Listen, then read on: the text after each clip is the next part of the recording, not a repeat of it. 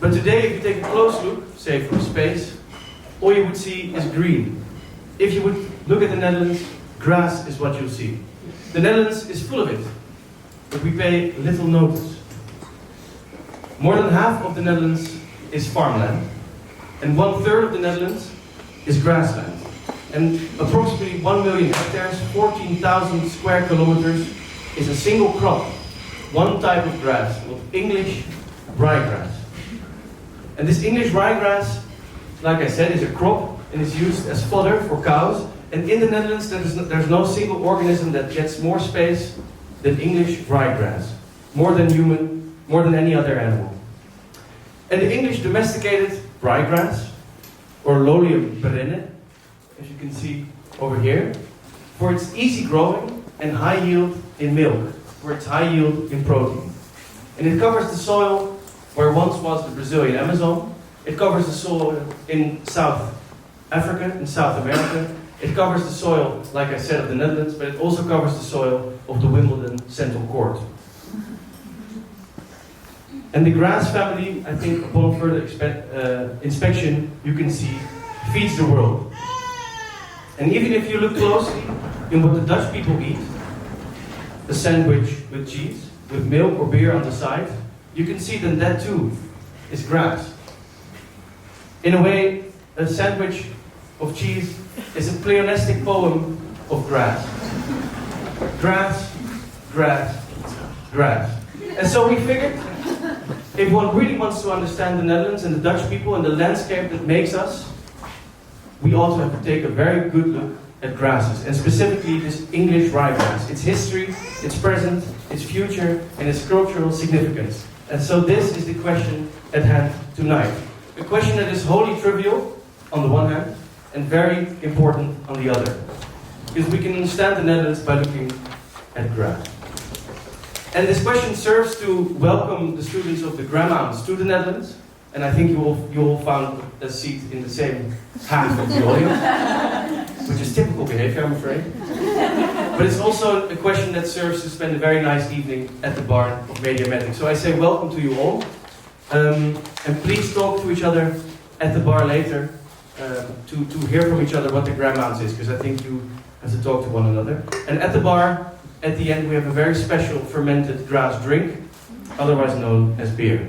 But first, I would like to ask Noah Jansma to the fore, because this entire evening of grass sprouted not only from the soil, but also from both our heads.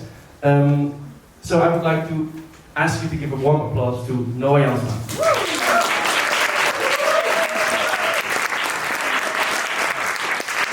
So maybe you can grab your own microphone.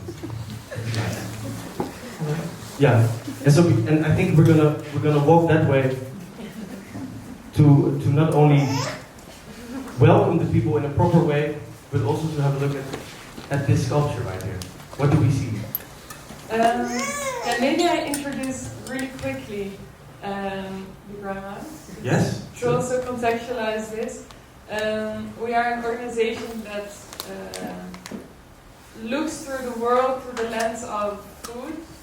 And so we have education programs, and we just started the second master's, and this is our first residence. So we see stories through food.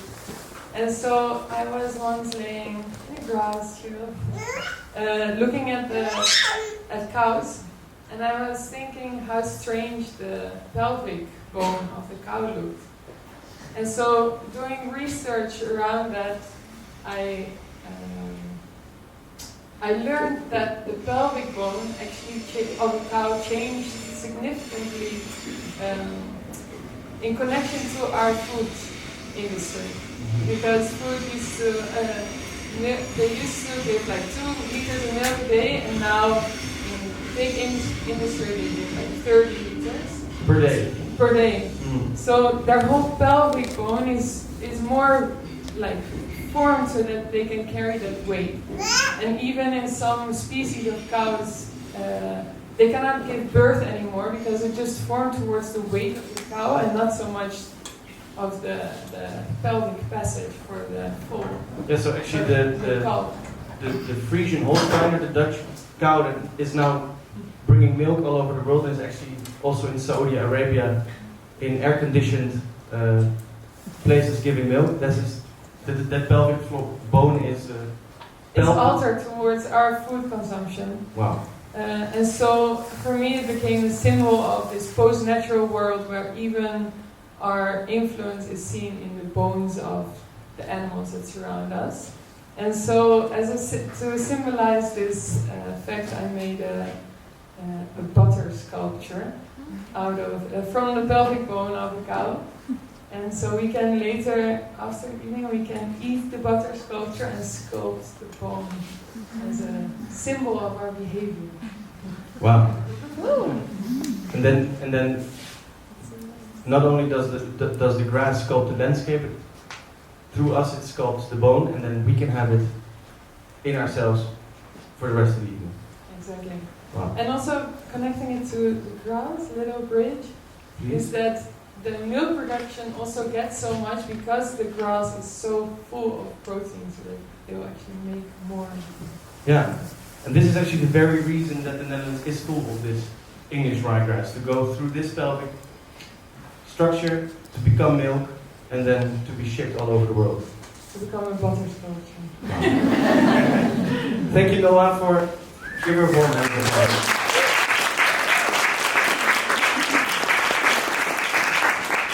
Very rightly making a very important connection, also explaining what the Gramounce is, and for this wonderful, you have a good track record of asking good questions, I think. I'm gonna introduce the first speaker of the evening, and it's my pleasure to announce her, and that is Lelani Lewis. So if you give her a warm round of applause, I'll finish it.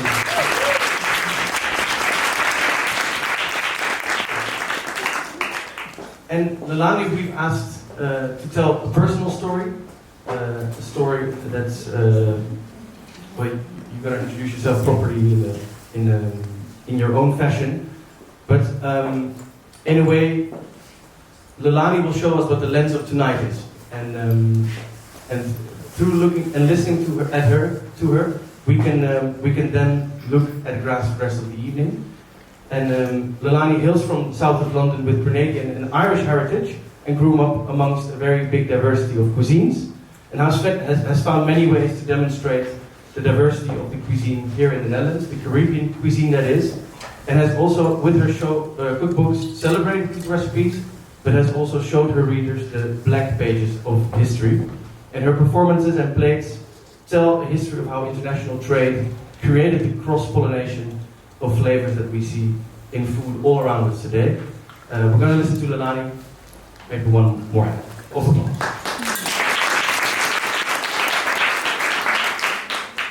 Thank you, Kees. A really nice introduction.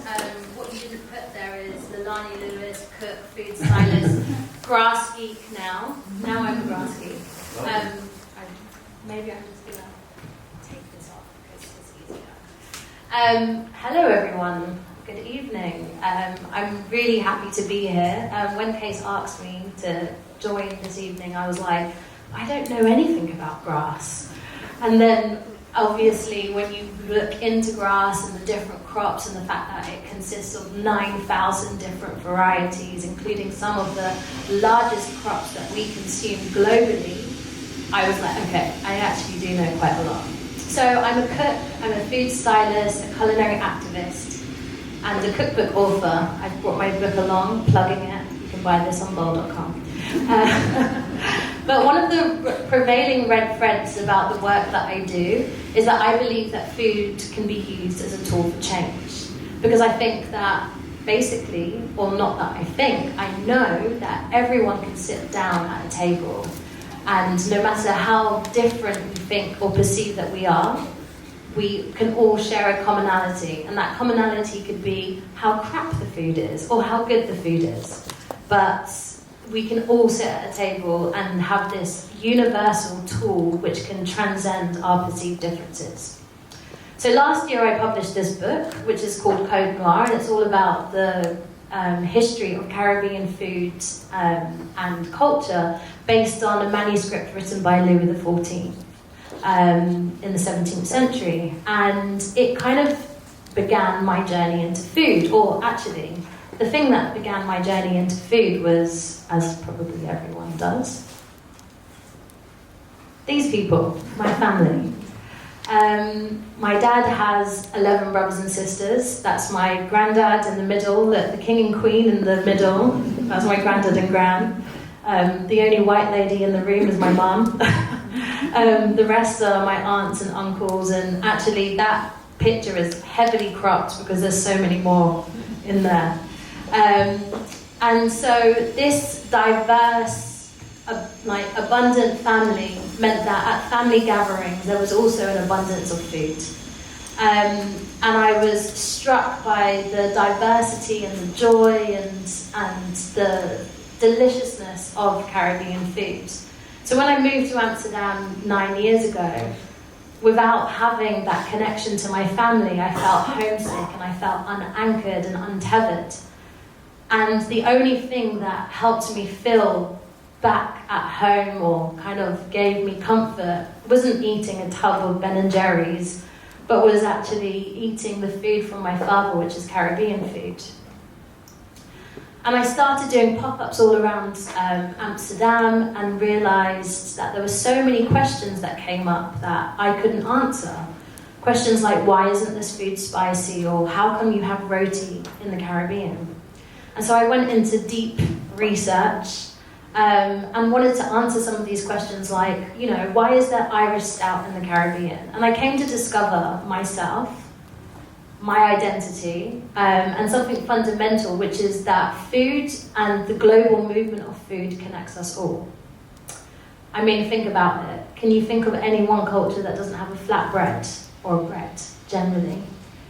What I came to discover during my research was that it was also food that created one of history's most seismic shifts in the exchange of foods and people, plants and diseases.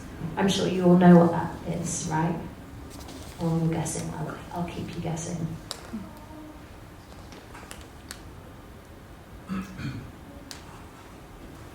That's not what was meant to happen.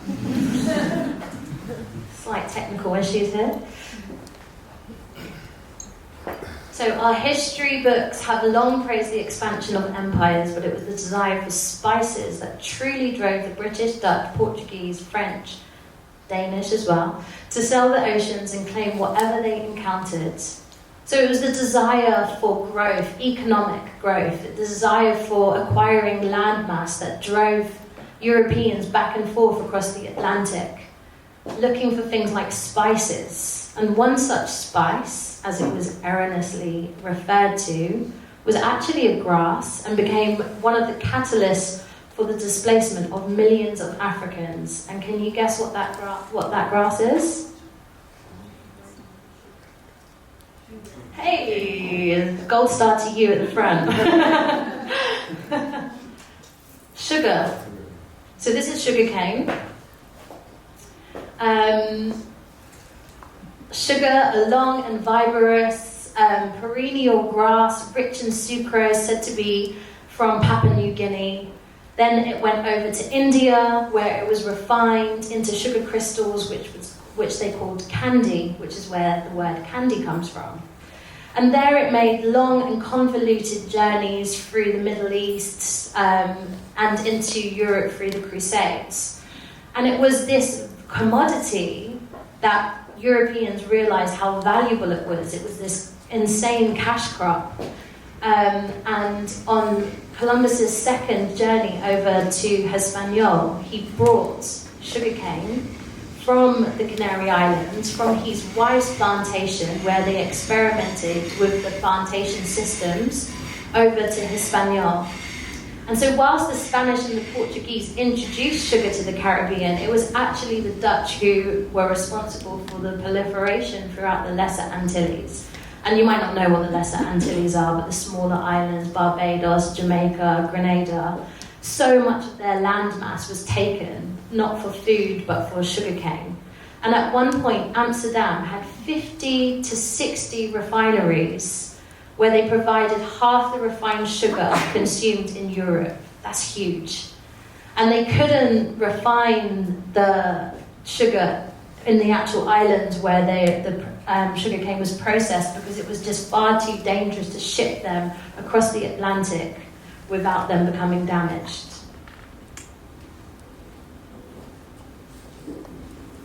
Yeah, this book is great.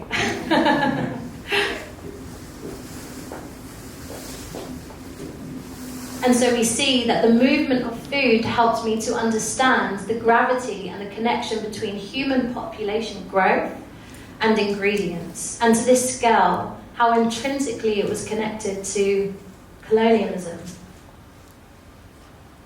And it made me want to entirely geek out about different plants and different ingredients, realizing the significance that they had to human populations. And I wanted to, I became fascinated that other grasses that predominantly fed the world, the rices, the corns, the wheats, and the connection between these species' movement around the world that shapes the world history, growing populations, and not just the growing populations, but the power dynamics that this caused, aka the growth of populations equaled larger armies able to suppress colonies and empires being built, as well as in unsustainable ways that these crops were grown and how intrinsically tied all these topics were to colonialism. But the very fact that these crops have become world crops eaten globally, and whilst the population grows too, so does the yields of these decrease because of the degradation of soils and also because of our industrialized way of farming, which is very much through monocropping. So my question is, as much as these grasses have supplemented the growth of global populations, what is the future of these grasses, and where do we see that going? Because with the larger growth of populations, are we going to get to a point where there's a finite amount of grasses to feed the world? That's it. Thank you very much.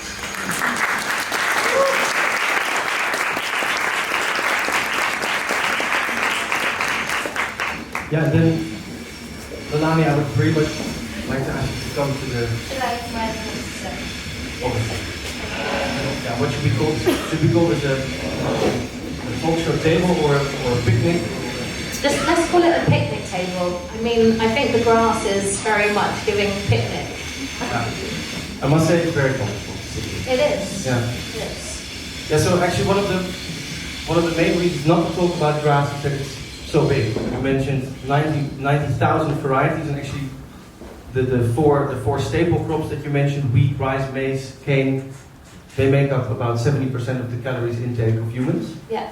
So, how does the lens of grass actually help us to look at the Dutch situation? Is it not too big for one evening? I think it's way too big for one evening. I think I became fascinated between this connection between the growth of these ingredients, and I wasn't just looking at rice, wheat and corn, I was also looking at potatoes and, well, yeah, sugar is also a grass, and the connection, the intrinsic link between, you know, population growth and basically the mass accessibility to these ingredients. Mm-hmm. But I think it's so huge and the histories are so convoluted and complicated, it's hard to really break down what any of it means and what is the red thread and what is it that we're trying to actually tell with these stories.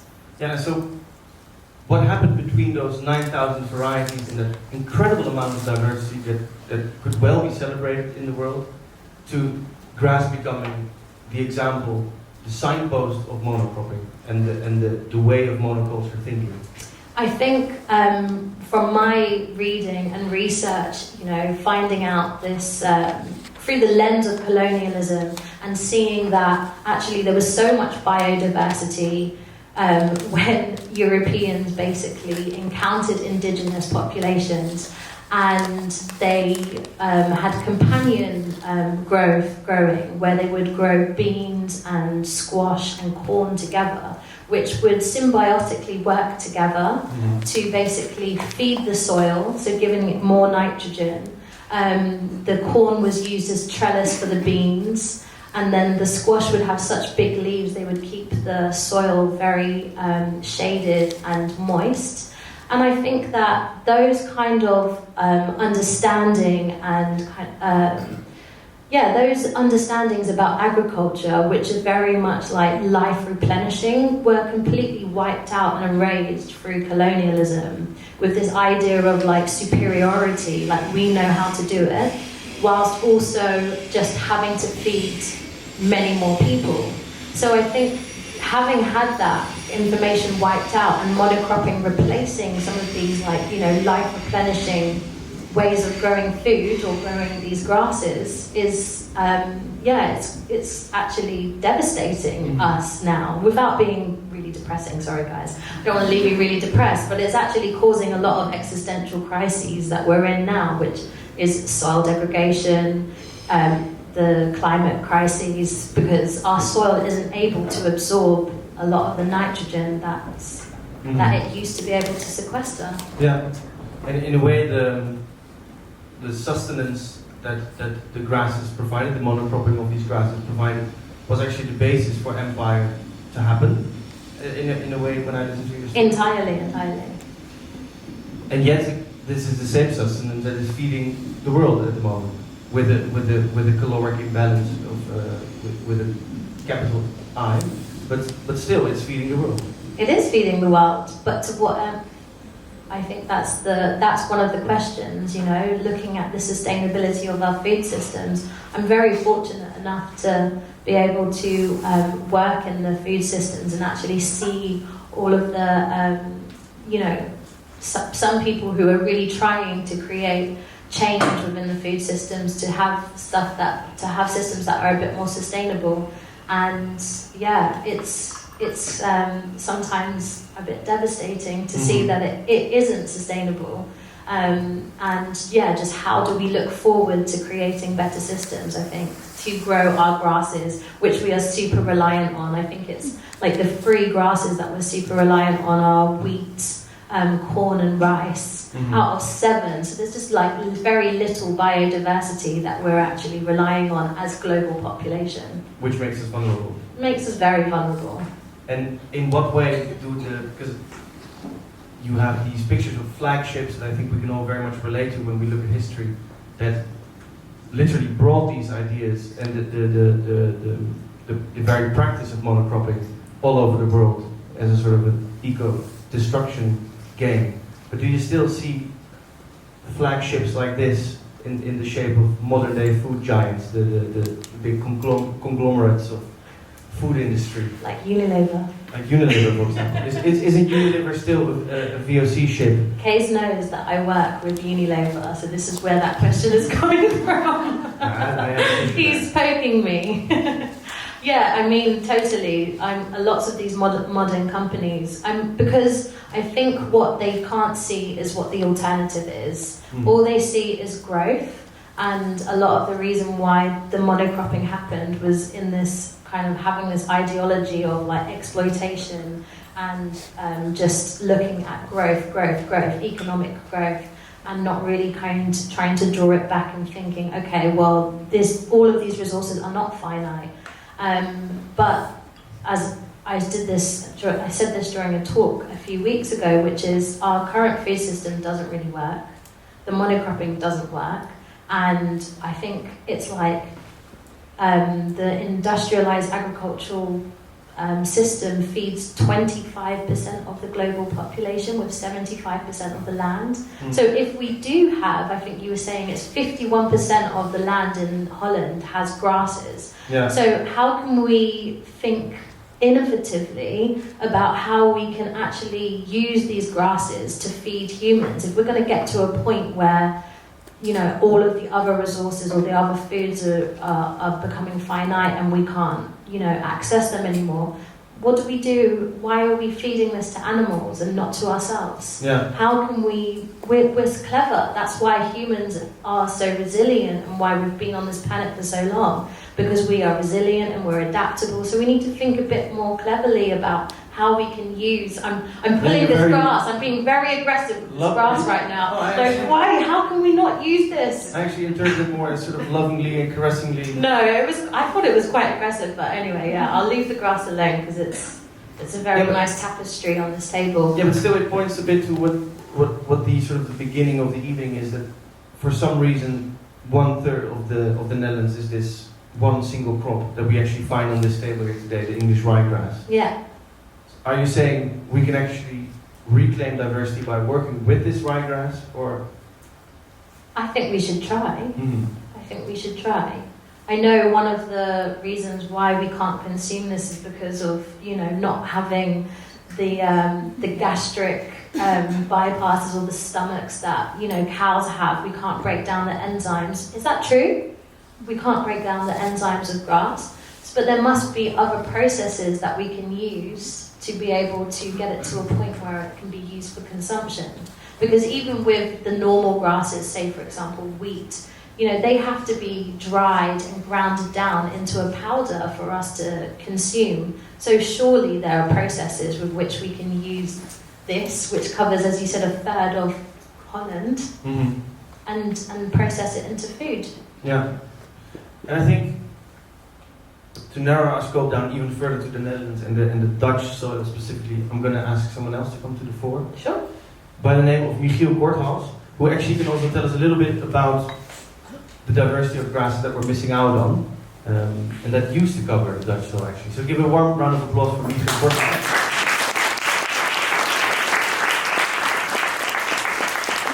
Who is currently a professor of philosophy at the University of Gastronomic Sciences in Pollenza, in Italy.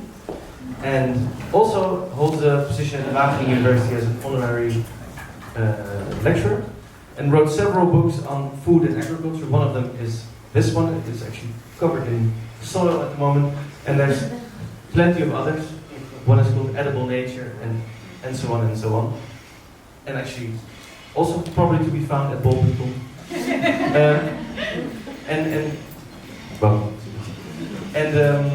You write a lot about new and indigenous ways of working with agroecology to live up to new ideas. And I think, in a way, you're working with the frames that Lelani has already put to the fore, and also trying to create new ones. A slow food thinker with probably more than enough thoughts on grass, and also a farmer. Yeah. And you did bring some. Yeah. You did bring history in a sealed bag. Yeah, maybe you can go around.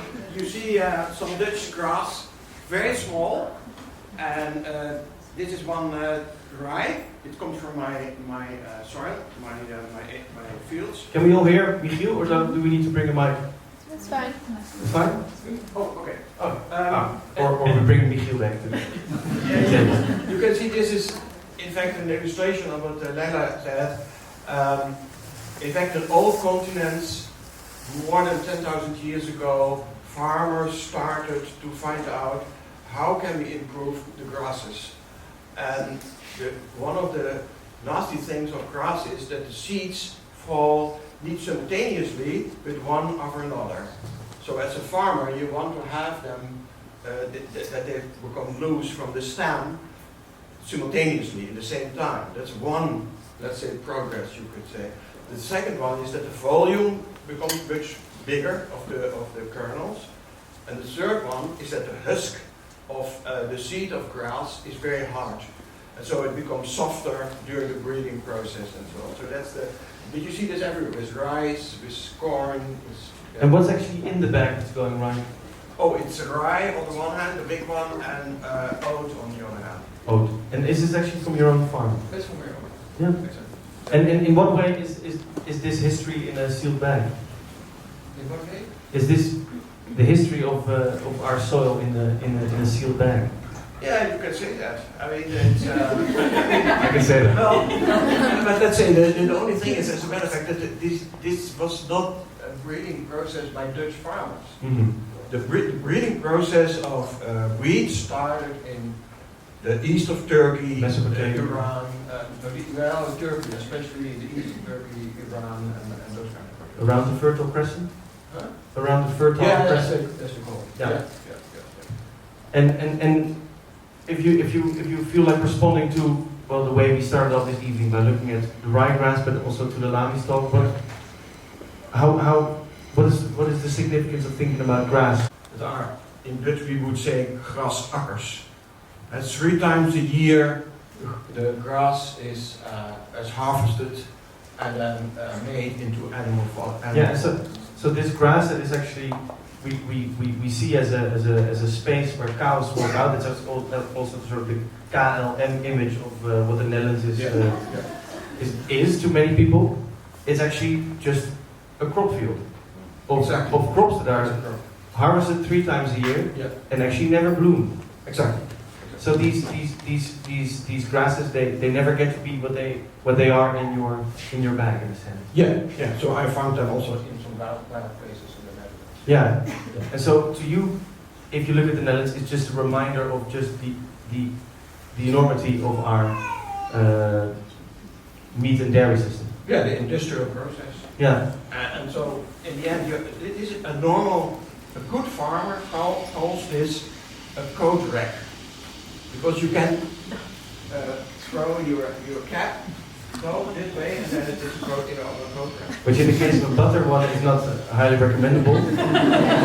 But still. No, when you see the back of the cow, you see these bones outside the body, in fact, and so therefore it's called a coat rack. Yeah, so if you really want to be cynical, and I think we might be, 1/3 of the Netherlands is not only a single crop, English ryegrass, but it's also another crop that is the Frisian Holsteiner. And I think Noah has found a way of really connecting the two of them in a very special way. But the type of monocultural thinking that Lelani described, how can the lens of grass actually help us to cut through that? Is that a question that makes sense at all? I guess we have to pick the type of crops.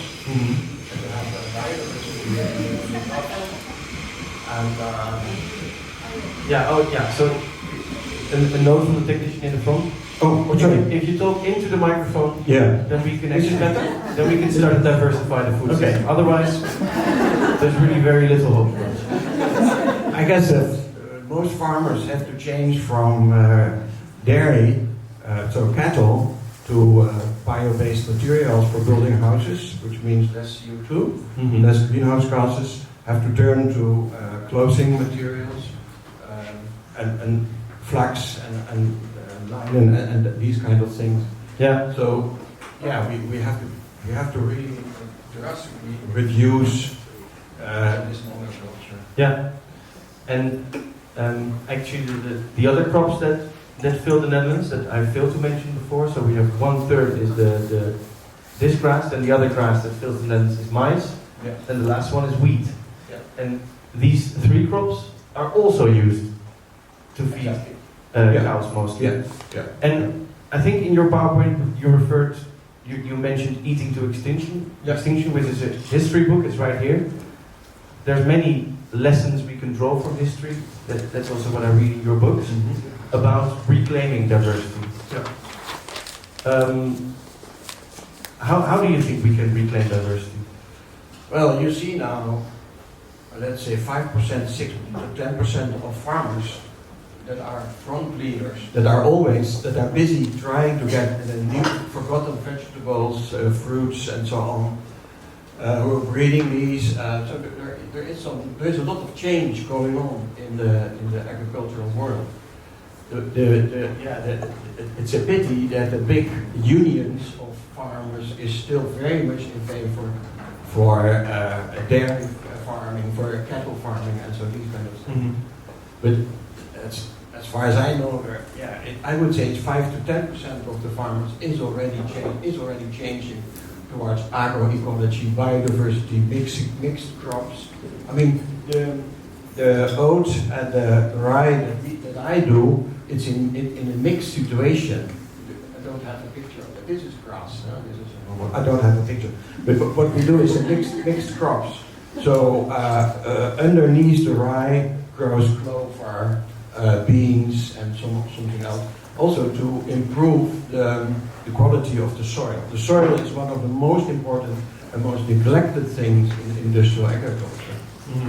In fact, industrial agriculture harms indigenous people, harms nature, harms the soil, mostly also women, because women, especially in the non-industrial world, are doing most of the agricultural work. So it's also an anti-feminist situation. I just want to clap for you, really. I just want to give you a round of applause.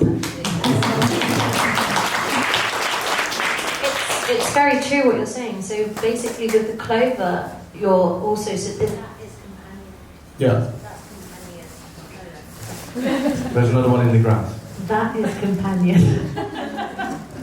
That's companion growing, right? Where you're feeding nitrogen back into the soil. Yeah. Because soil is sexy, guys. Really, you need to know this. Yeah, I have a nice picture of soil. Okay, yeah, this one. This is very nice. Because, it's very difficult. At least in the West, also my colleagues, the philosophers, they're always talking about how important the sun is. So look up. It's also in religion, the sun is the most important thing. Is this true that all scientists are saying? Huh? Are most scientists pointing to the sun? Well, maybe scientists not, but at least in the last 10 years it's different. But let's say songs of religion are always how important sun is. Okay. But the soil beneath our feet, that's the main thing. That's the mystery. That's where heaven is. Really, heaven. And why? Because those very small microorganisms, so they're smaller than a human hair, they improve the quality of the soil, they improve the roots, they give the roots food. They give it, and they get something back from the roots of the plant, but they give the roots all types of minerals and vitamins. The plants itself, they don't produce vitamins and minerals. That's what the microorganisms do. Now, you see here the difficulty of trying to make a picture of those microorganisms, because what you see here is individual organisms that are somewhere moving around.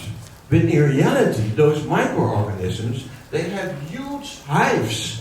And those hives are transport organs of all those type of food that they get from dead material. So the microorganisms, they eat that material, that leaves, plants and so on, but also rocks.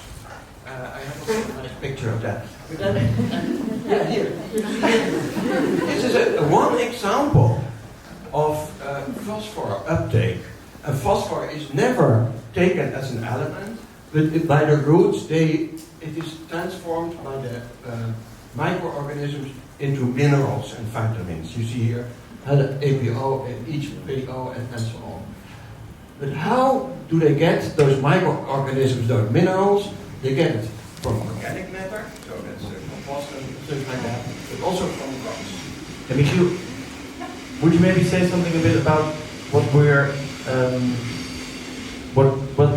running a risk of losing if we don't reclaim diversity? Because then I think the argument that soil biodiversity is under a huge threat, I think, is very clear and is clear for a lot of people to see. But at what cost does it come, and how and what do you actually think is the most important thing we change to our relationship to soil? What we do now, maybe you could show the picture behind.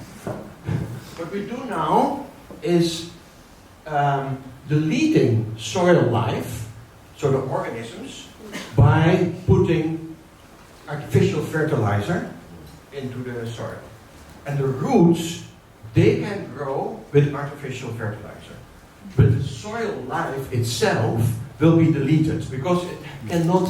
It's not committed, it is not interacting with the roots. So it doesn't get the sugars from the plants. The plants produce sugars, but they don't produce minerals and vitamins.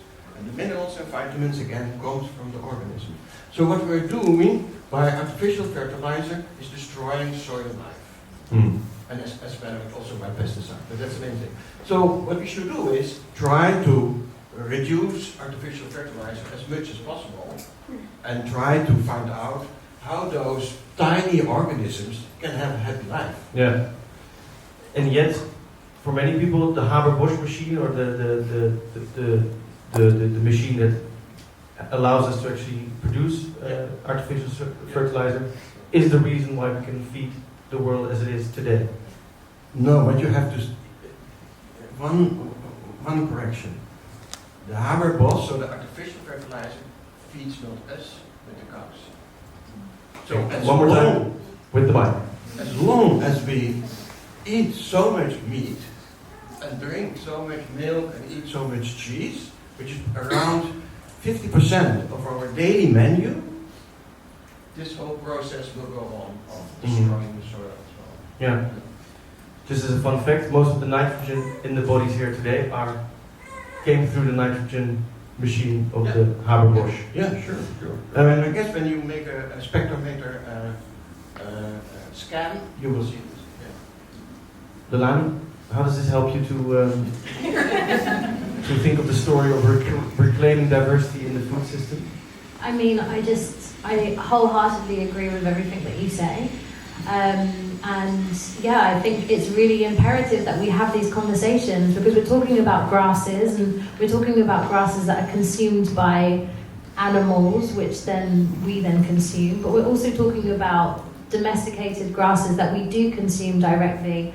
And if we don't increase biodiversity, if we keep on using artificial fertilizers and pesticides, we are literally damaging the ability for us to feed ourselves and future generations. So it's really important that we do get people to think soil is sexy, and we do get them to understand, why it's so important. It's like the skin of the earth, how it's been described as before.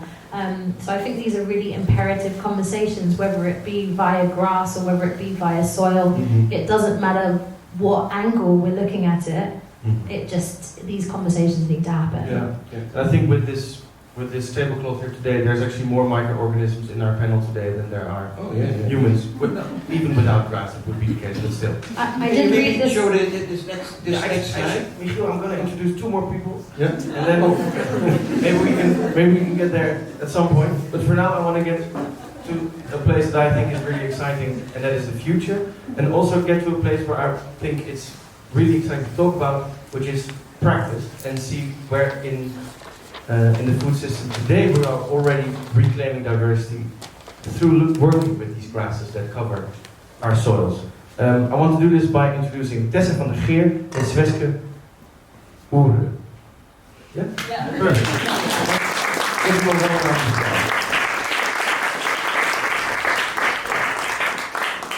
And so, Talking about reclaiming, I want to give back this beautiful zip of that. Yeah, so the 10,000 history is in the silk bag is back with Michiel. And Tessa, so there is a microphone, but it might be faulty. This one is working this side. Yeah. I'm going to introduce you as the project lead of the Low Food Lab of Grass. Low Food is an institute, a Dutch institute that does research into the edibility and inedibility of certain products. You're a chef and a food transition consultant. Chef de partie at Voer one day, and then researching the protein transition and food waste issues. And you led a group that really delved into the question of how to eat inedible grasses. Yeah, so one of the projects that I do is the Low Food Labs, and indeed we research the food purposes of undiscovered ingredients or undervalued ingredients. And one of the labs last year was about grass. And so we had a group of experts, chefs, product developers, artists, all sorts of people, fermentation experts, etc., delving into the potential of grass. This crop that we have enormous amount of. And specifically this English raygrass. And we work together with a startup that's called Grassroots. And they have discovered a refining technology that actually makes it possible to win this protein in grass, so that's actually and makes it edible for humans. Yeah, So not only for what cows. exactly did you do? Yeah, so the technology is like this, is they press the grass, so they harvest the grass, they press it, and you have the grass pulp that they still feed to cattle. And it still has enough nutrition for the cattle to produce the same amount of milk. And the juice, actually, if you use a particular heating system, you can win the protein, and in the end you end up with like a pulp of protein. And nowadays they feed this to chicken and pigs. But actually it was a question to us to rediscover the edibility for humans, because these proteins are actually it's just like soy. So the protein construction is very close to soy. Mm-hmm. So it's very easy for humans to digest this kind of protein. Yeah, because I think soy is used in such a multitude of ways. If grass can be used in the same way, that really opens a lot of doors. Exactly, and the problem still today is that we don't have a novel food application, because if we harvest grass, we don't know what else we harvest, because there's a lot of other crops growing in between, and it's not we call it a monocrop, but actually it's difficult to completely cultivate. Mm-hmm. And so it doesn't have a food application yet that is given by the European Union for us to scale up this production and to actually discover more food purposes of the grass. Sure. My question is that very often with the lab you use very complex technologies that are also invented somewhere else. So my question is about patents. Mm-hmm. Very often there are big patents on these type of technologies, and it means that the users have to pay a lot, licenses and all these kind of things. So I'm wondering, is it totally free what you're doing? So actually we have been asked by the company that found this refining technology to research the food purposes for humankind.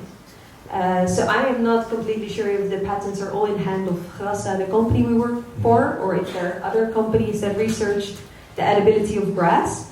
But I do agree with you that there's a lot of power in hand of a few, and specifically if we find out that something really useful like this, that's a power game again. Yeah, so most of the crops of the world go through only 3 or 4 very big corporations. Exactly. And actually, maybe also to answer your question, first of all, you can also ask yourself, do we want as much ray grass in the Netherlands as we have today? So we can find out technology, or we can find purposes of grass in itself, but then you already have the grass. Do we not want to grow something else than grass? Yeah. Do we want to have grass? This book shows also very good. There are so many forgotten vegetables. There are 200 types of cucumber. Yeah. There's only one cucumber in the shop. In the shop. Yeah. So the variety is huge, but it's not. There is no access to it. yeah, Exactly. I think the question of what the opportunity costs of the current system are, I think that's very one that I would like to also ask the audience at the end. So I think that's a good question to sort of we keep walk it in mind. towards. But before we move on, I would really like to hear 1 or 2 examples of the things that you made with this lab. Yeah, People are because very excited about. you see it in the background actually. I tried to make a cute composition of purposes that we found out. Cute is the word. So on the top left you see mycelium grown on grass protein. Then in the middle you see mozzarella made completely plant-based with grass protein. Then in the other corner you find a shoyu, like a soy sauce kind of flavor maker made with pearl barley and grass protein. That's what I worked on myself with the chef of Voer Amsterdam. Then here in the middle you find all sorts of cocktail and spirits. So we made a grass cocktail. In the middle you find a cream cheese made of grass protein. You find all sorts of condiments in the lab, and downstairs we had an artist making paper from grass fibers and getting the colors out of the grass, so with food coloring purposes. Then behind you, I don't know if you can see it in the audience, but that was actually my favorite, is a blue cheese made of grass. So what if you can use the protein from grass and make cheese without the cow, and not actually having to change our food culture or habits, but just by the way of making it. Yeah, and I think this is a very important point. That if you, I can see the argument that you were making before, that getting rid of the grass altogether would be a very good step to maybe enriching the landscape as such. But if the grass and the maize and the wheat maybe on a secondary level are not mainly used for cow fodder, but are also proven to be human food, then suddenly there's a very good argument to, with the current landscape, get rid of all those industrial farmed animals.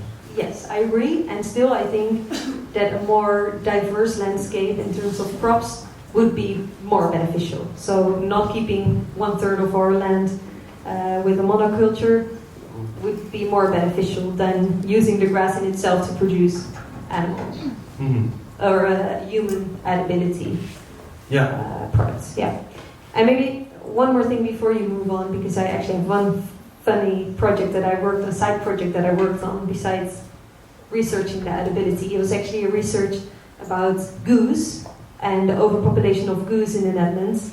So geese. Geese, exactly. And they find the Netherlands such a great country to be in because we have so much English raygrass, because it's kind of the McDonald's for geese. And since we have this overpopulation, we now hunt a lot on these geese. And the question is, do we want to hunt them, or do we want to change the McDonald's for geese into a landscape that actually leaves them to find other places to find food? And in the end, we found out that these geese, they don't find a place in our Dutch food culture, and so we burn them to biogas. And that's why we actually want to eat less meat. We in the Netherlands we burn geese on a really big scale. Biofuel. Yeah, on a really big scale. And the government is actually really enhancing the hunting on geese because they're so overpopulated. Subsidizing the burning of geese. Yeah. So that's another way of thinking about the fact that if we have a more diverse landscape, these geese will not be here because it's too hard for them to harvest protein, and so they will fly away and find it somewhere else. Find another subsidy somewhere else. Exactly. But as long as we keep this monoculture of grass, that's the second problem we're actually subsidizing. Yeah. So okay, and then I really want to move on, but so it's funny that the Low Food Lab actually is finding ways to give a new life to all these crops. But in a way, you're also saying, I don't want the crops to be there in the first place. Not on the scale that they are today, and not in the way.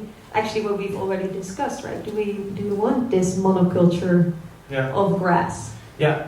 And then short term, yes, we will not change it. It's too complicated to change. There's too many stakeholders. So. Meanwhile, we can find better purposes of the grass that we have. Only long term, I believe that it is more about creating a more diverse landscape. Yeah. And in the meanwhile, we stick to burning geese and changing pelvic bones of cows. Yes, perfect. Sveske, I want to introduce you and your practice, a Danish artist who has lived and worked and studied in the Netherlands since 2018. Graduating from the Grassroots Academy in 2022, moved to Zwaag, of all places, in North Holland. Performative work, community-based work, and a sort of anthropology of human existence, but you also mentioned that you're very interested in domestication of grasses. So when did you, the word grass geek was already coined at this table, so I'm just going to reuse it. When did you become a grass geek? When did I become a grass geek? This is a great question. Because I am indeed a grass geek, and it happened gradually. You don't know when things are happening to you sometimes. Just ask your control. And my gateway was through domestication of dogs, of all things. I was I am in general deeply fascinated with society and anthropology, and there is also a big topic of domestication, because how we interact with each other can in some ways also be seen as a domestication of each other, that humanity have domesticated ourselves to fit into cities and societies. And suddenly I looked at the grass, the tall grass in Amsterdam, and I felt such a pity for it. Because I thought it was, this type, only one type of grass. You felt a pity for the Dutch landscape and the grasses. Yeah, because I felt it was lonely. You know, it's a monoculture grown like this, always in strict squares, little kept places, and always kept maintained very well. So it looks like it's cared for, but actually this kind of care is maybe not what this soil needs. Like all three of you so beautifully pointed out. So I felt a sudden pity for it. And then I moved to Svar, and then people who don't know Svar, People don't know Svar. People don't know Svar. You should know Svar. Not necessarily, but it is West Friesland, so it's just 33 kilometers above Amsterdam, and it's farmland. It's basically old Dutch farmland, traditional farmland, surrounded by fields. And if you take the train, which I do a lot, you see these squares everywhere in front of you.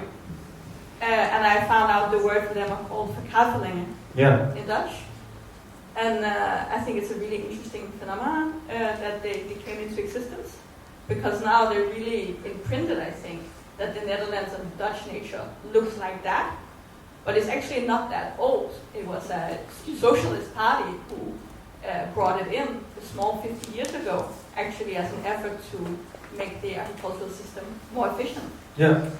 And I decided to take these squares and I took them inside a church. I had a residency at the Hotel Maria Kapelle in Hoorn, which is basically in the same area.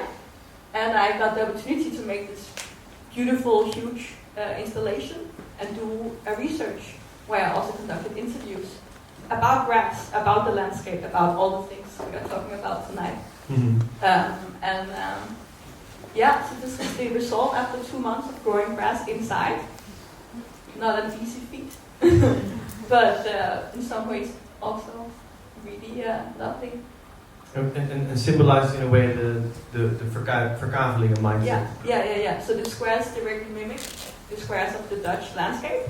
But then I decided to grow both monocultures. So some of the squares have only one type of grass, but some of them also have 2 or 3, but all divided very strictly to sort of mimic the monoculture way of growing, but then actually trying to maximize in a way. Like I wanted to also make an ode to the grass, because I also found out how amazing this family is, and how it's one of the biggest plant families in the world, and how deeply entangled we are in it, both in food, we're so dependent on it, but also in terms of culture. And the human and grass history goes back thousands of years. When we started domesticating grasses, that's probably over 7,000 years ago. And we made it into corn that we know today and wheat we know today. And it's only just 1,000 years we've been doing what we call, quote unquote, modern agriculture, which seems like a long time, but actually is, in the whole picture, not that long. And in that time we completely depleted our soils and changed how the landscape looks like and how our food culture also looks like. Yeah, and actually, I once had the pleasure to be in a patch that wasn't touched in Friesland by the verkaveling. So this very recent history of about 50 years ago. And what they found in this patch of grass that wasn't verkaveld, they had about 34 or 35 different grass varieties, all growing in certain ways and creating these shapes in the soil and in the landscape. And so in a matter of only a couple of decades, it only became one. Yeah. So this history of monocropping is actually just a very brief blink in history. If you look closely at the Netherlands, and that's what we're doing tonight, it really is very recent. And I feel often we feel so stuck thinking, this is the way the system is, this is how it's supposed to be. But actually, in a few decades, you can change so much. Also the other way around. And also the other way around. So what would we need to do to the Dutch landscape to make you feel less pitiful? Well, I think it's already been mentioned. We have to feed the soil. We have to turn away from monoculture and try to embrace horticulture. Is maybe too much to ask, but that would probably be ideal. The idea that you would grow as many different crops as possible on the same field and not necessarily rely too much on big machines. Instead, more on communal powers. So you would have more smaller farms spread out and actually communities take care of them. that's very ideal scenario. That's maybe not happening anytime soon. But all these experiments, at least with having intercropping, is already very positive. The problem is really just a bit how, because we've say that going on with industrial agriculture, it will produce more greenhouse gases than now, more and more. I mean, there's talk about robotization, about using drones, about collecting data. It's all about more energy. We're putting more energy in agricultural production. There are very nice studies of Dutch agriculture now compared to 100 years ago, and we need now 2 to 3 times more energy to produce a kilo of whatever, wheat or whatever, than 100 years ago. Yeah. So we are not energy efficient. And so I guess that the main thing is we have to live with organic processes and not with mechanical devices more and more. Yeah, and so less input based. Exactly. What you also mentioned with the artificial fertilizer. But I also just want to... Yeah, pick a microphone from the ground. Anyone. I also just want to say, as going back to what I said earlier, the current system really doesn't work, So, as I said earlier, that basically industrial agriculture only provides 25% for the global population, feeds 25%, whereas peasant farmers have 25% land and feed 75% of the population. So we have to look towards some of these less subsidized farmers, and that is the problem, is that basically the system is kind of not rigged in their favor, right? That all of the inputs and the subsidies goes to farmers who are using these artificial fertilizers and pesticides. Yeah. So that is unfortunate. Yeah. And so the holy grail of the food system, I suppose, would be a high yielding one, but also is a low environmental impact one and a low land use one. Low nutrition also. No. The holy grail wouldn't be low nutritional, right? The holy grail wouldn't be low nutritional. Sorry, I made the wrong comment. But let's say the industrial agriculture is indeed efficient in volume, but not in nutritional quality. No, exactly. It has to do with the soil. When you are deleting the soil and you don't have enough vitamins and minerals in your crop, which is very clear. So the wheat that is now produced by farmers has less minerals and vitamins than it was 100 years ago. Yeah, but of course, and this is really what I would like to ask you all. What then is the crucial significance of the point that we now find ourselves in history, that we no longer need, for example, cows to have these inedible grasses to become edible, that we have ways of looking at the soil life underneath our feet. How should we turn ourselves culturally towards grasses? Yeah, well, as I said, already 5 to 10% of Dutch farmers have been changing. Somewhere there is what is the English word? Kantelpunt. Somewhere Tipping point. A tipping point, Yeah. exactly. So maybe with 20, there will be a tipping point. But indeed, the power structures are huge. Mm-hmm. The biggest agricultural firms are not Unilever. Unilever is a small one. The biggest one are the animal food production. It is GSB, it's a Brazilian food production company. Cargill. Highly reliant on this stuff. So they are earning billions of billions. Unilever is in a way a small one, because also compared, for example, also to Nestle and Danone, because part of the health of Unilever is cosmetics. Yeah. And so actually you can see that even industrially, on an industrial level, the mindset is one of monocropping. We're also monocropping our reliance on certain companies, our reliance on certain technologies, our reliance on certain patents. Yeah. And so the whole question then, in a sense, maybe this evening should have been called monoculturing and beyond. How do we disrupt this? And I think this needs to happen on a bunch of levels, but I think this also is going to maybe give us some momentum to walk into the audience in a bit. How can researchers, artists, people like me who do a lot of blah blah blah, how can we, on all levels, focus on this way of challenging monocropping, monoculturing? Find a microphone somewhere. Maybe Tessa. Tessa can take. It's a super difficult question, it's because it's about power structures, and I think that's it. It's probably the answer to war. It's the answer to food security. It's the answer to. So the question is probably too big to answer. But that's what we started with, right? Grass is too big to capture in an evening like this, and I think also disrupting monoculture is too big to capture in an evening like this. But I do believe that on every little initiative is one leading towards the answer. So instead of feeling helpless in the complexity of all, I really feel like evenings like this, where you really feel like there is a heart beating for doing better, leads us to a greater good. Yeah. And the knowledge that you gain as a researcher, knowledge is power, I've heard, is in a way your way of challenging those structures. Yes, and talking about it, right? Speaking up, actually telling a story, also questioning my own research. Like, do we actually want to eat grass? Do we want to have grass? Is grass actually is that a thing to talk about, or do we need to think about how we design our landscape? Is it so much bigger than just researching the edibility of grass? Yeah.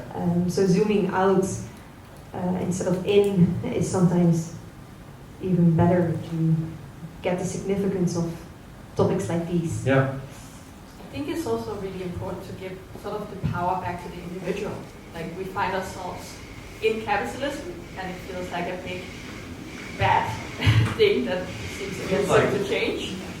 But I went out to actually speak also with farmers, and I went out to speak with scientists doing my research, and I found out that people do want change. They just also need to be allowed to.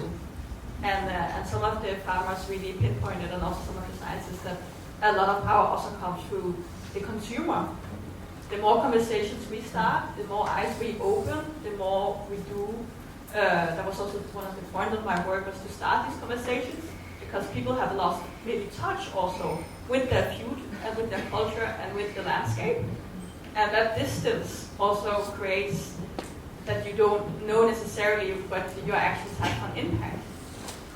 But it also becomes a very tricky question about, for example, can you imagine the Netherlands without cows? Can you imagine the Netherlands without cheese or milk? You know, it's become a cultural heritage. And I find that which is a very powerful political tool. Yeah, the nostalgia around that. Exactly, and that makes change incredibly hard, because people don't want to change their culture. This is, it becomes very personal. No, we need to keep the cows and the cheese and the milk. But I think, and that's a quote I'm going to take from somebody else. One of the scientists I interviewed was like, at this point, change is not going to come pain-free.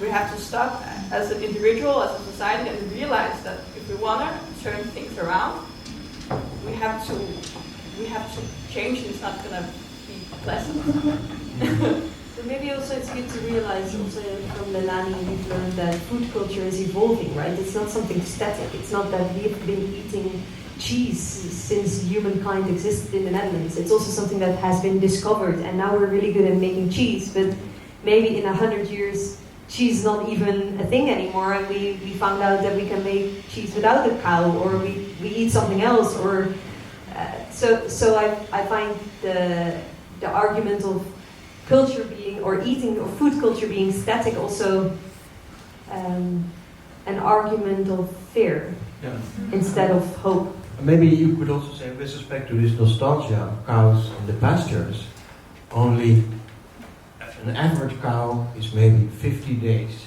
a year in a pasture. Yeah. And most cows are nowadays inside in the factory. So but you need to change it.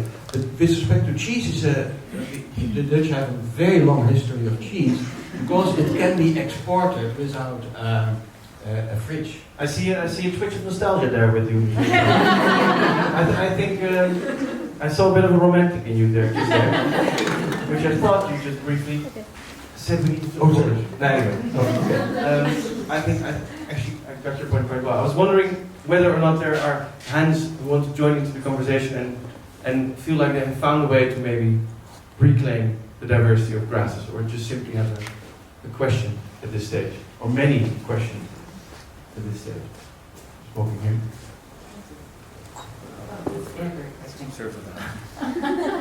Hello, thanks very much. It's a very interesting conversation. I had a question about the English ryegrass, because I come from a wheat background, and most wheat grown in the world is just a very small handful of modern varieties of wheat. But there are also lots and lots of different varieties of wheat, like thousands and thousands of heritage, ancient varieties, population wheats, etc. So I was wondering, the grass that the cows eat, is that just a single, is that literally a single varietal, or are there, presumably there are lots of other different types of grasses that cows can eat? But yeah, I was wondering if anybody knew about that. So whether English ryegrass is truly the one crop that Dutch cows eat? Yeah. I don't think it's the one crop. I think it's the most efficient crop. Yeah. So it's just, yeah, as our whole system is based on efficiency, and so we decided that ryegrass is so protein dense that that's the best way to feed our cow. Yeah, and I think the history is actually more grim. That the Frisian Holsteiner, the cow, and the English ryegrass, they were as a cohort domesticated for its current use, so that the yield was actually already calculated before we decided this was the one crop for the animal. But maybe I can add one thing, because half of the animal feed comes from soy and wheat, so it's not only grass. Yeah. So this connect, because it indeed the animal feed is in labs and so on is very well experienced. In experiments, find out how much milk a cow can give, and more and so on. Yeah. So not only grass, but also proteins and other types of. Yeah. So actually, per cow you need 100 square meters outside. Exactly. Dutch grass in Brazil, to import in the United States. fodder. I guess 3 times of the Netherlands is somewhere else. Yeah, exactly. 3 times the Netherlands is somewhere else. Yeah. I just wanted to say that some of the farmers in the UK, that's what I know about, they overwinter their cows outside on herbal lays, which is a mix of grasses and legumes. So it's very possible to feed them on something else in a healthy, nutritious way, which promotes biodiversity. Yeah, but then they have not 10,000 No. liter a year. You got to you got to work out your stock. Hand over here. Hi.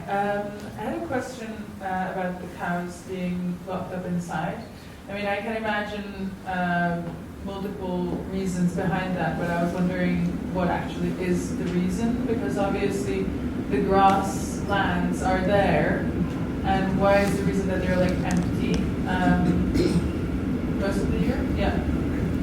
I guess one of the biggest reasons for the last years is the use of milk computers.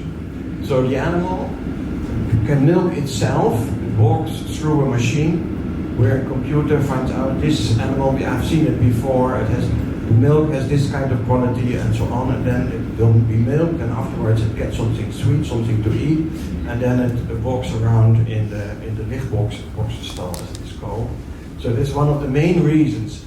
So I have worked together with my colleagues in Wageningen for a mobile milking system. But it's quite difficult because you need electricity to cool the milk and so on, this kind of thing. So most farmers nowadays have a milk computer, and they do not do the milking themselves. And most farmers now are most of the times working by computers and finding out the data. Sorry, just a question. Doesn't that then make most of the grass redundant? Because I've seen these machines, and indeed most of the cows are inside and they're incentivized to come and have a little snack or a treat, and then these machines just basically drain the milk from them. So what's the need then for grass? Because one of the dairy farms that I went to, they didn't even really graze on the grass. They were never let outside. And maybe once a year, apparently, on King's Day, they were let out. Oh, the grass is harvested, not by the animals, but by machinery. 3 times a year. Yeah. And then it's part, again, of the animal feed.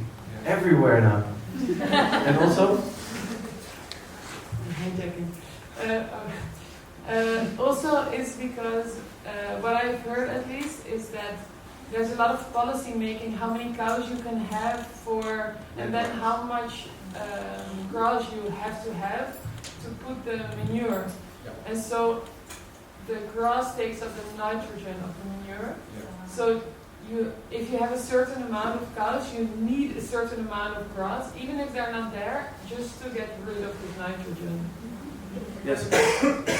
Yeah, so the amount of cows that you can have is related to the amount of nitrogen that your soil can take in.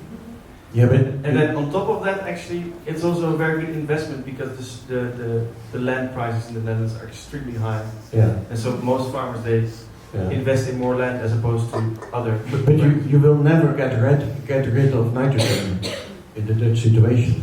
We have too much nitrogen.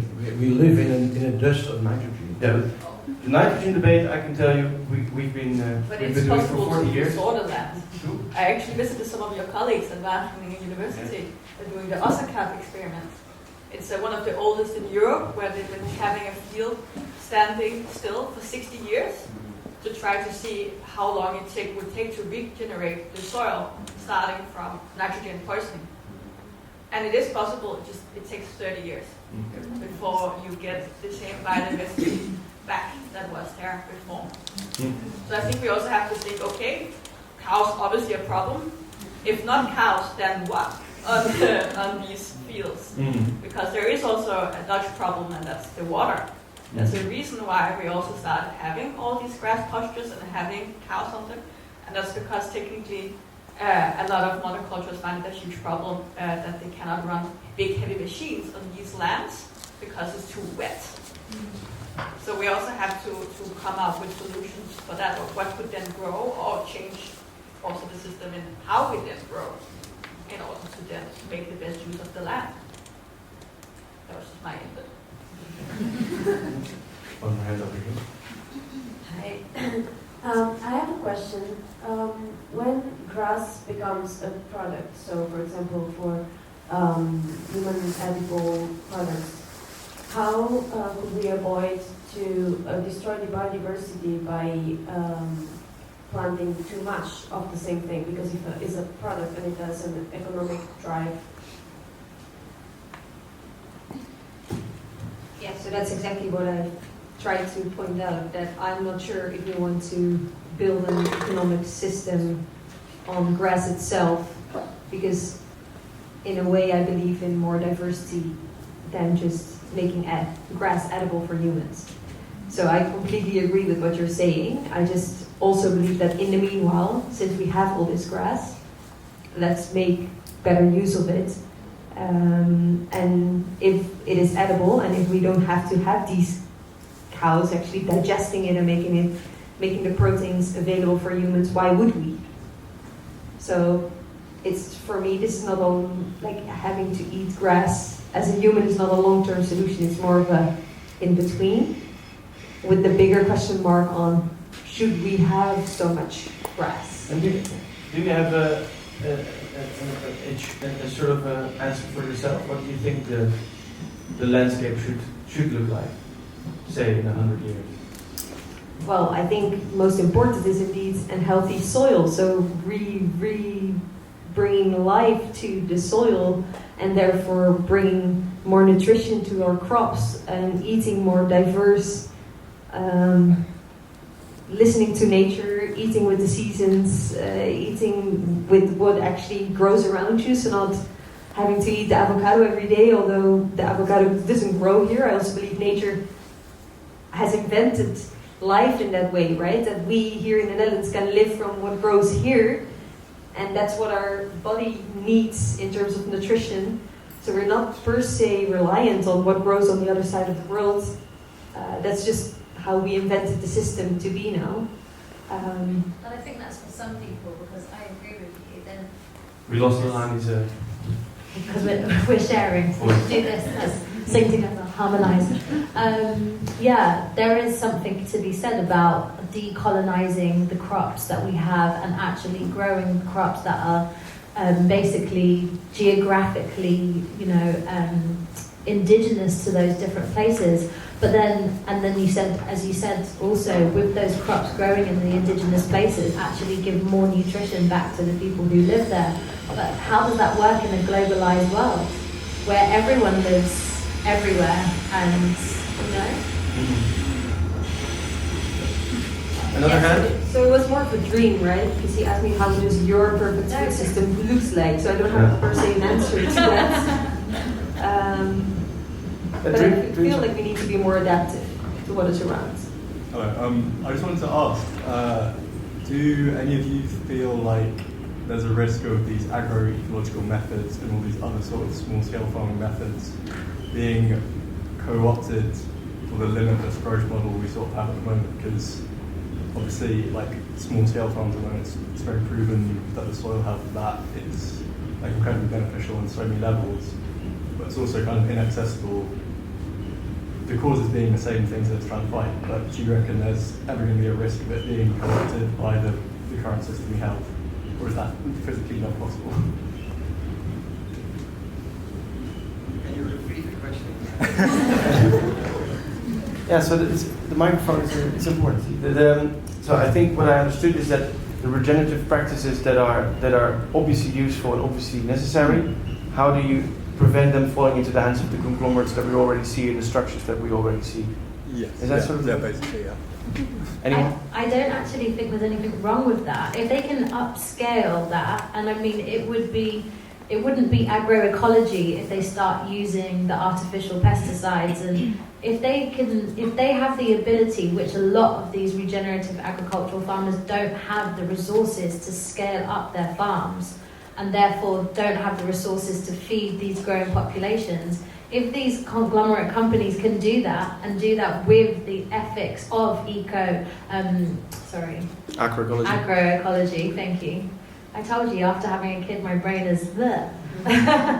Then fantastic. Let them have it. Yeah, so diversity on a big scale is still diversity. Absolutely. Final hand, and then I was going to say round up, but that's not the word we're looking for. Because we still have the budget stuff. Exactly.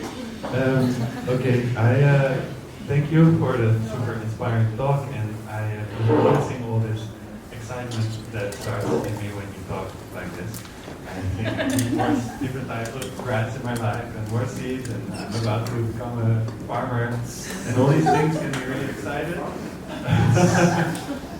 But then on the opposite side, that is kind of immediately shut down by this crushing feeling of this power play that you talked about, where it feels like it doesn't make sense to talk about this within this community, because we are all inspired people and we love diversity, but then there's this kind of weaponized culture around grass from these big companies, where it seems to me like I can never stand up to a seed company or to Friesland Campina, because it just feels like this is too small, I'm too small. The culture is in place now that grass is the dominant crop, and I cannot do it. And I don't know exactly my question, but I'm just thinking like help. So when do you feel empowered? I suppose at the same time, I guess. Like on the one hand, there's this force above me that is crushing this inspiration down, and then when I'm here, let's do it. Can I say one thing? If you want inspiration, go to the Groundswell Festival in the UK about regenerative farming. If you want inspiration, go to Groundswell in the UK. It's a massive regenerative farming festival. It's like over 2 days, and it's just the most inspiring thing. And every year, thousands and thousands of people turn up, and kind of gets bigger every year. And then you won't feel like there's no hope. You'll feel like, okay, this is really something that's happening now. That's what I would suggest. So that's a very practical advice. And also somebody else from the... Well, maybe not from a practical side, but nature, the revenge of nature is now going on. Huh?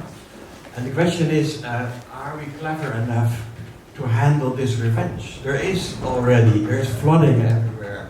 There are forest fires everywhere. There is deletion of soil life everywhere.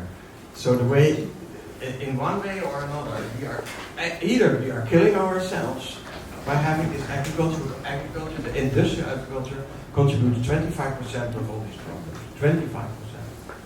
So, what should we do? As you said, we don't have any choice in the matter, right? We have to change the systems that we have in place.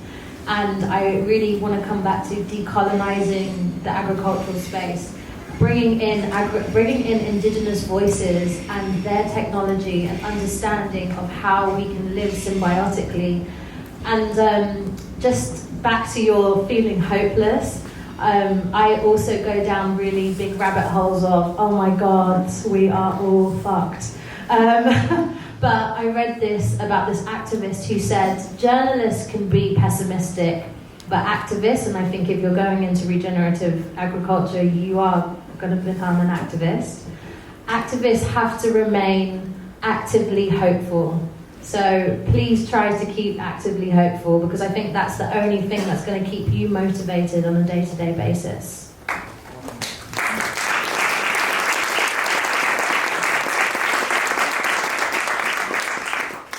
And so I think if you wish to meet inspired people, I think you can all meet over there at the pelvic bone sculpture.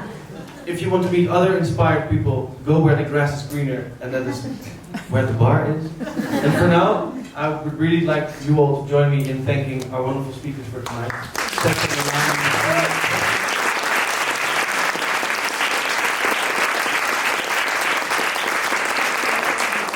The Gramounce for their never lacking amount of ideas, and Mediamatic for their never lacking sense of hospitality. I want to thank you for your attention, and please warm up together in the rest of this evening. Thank you, have a good one.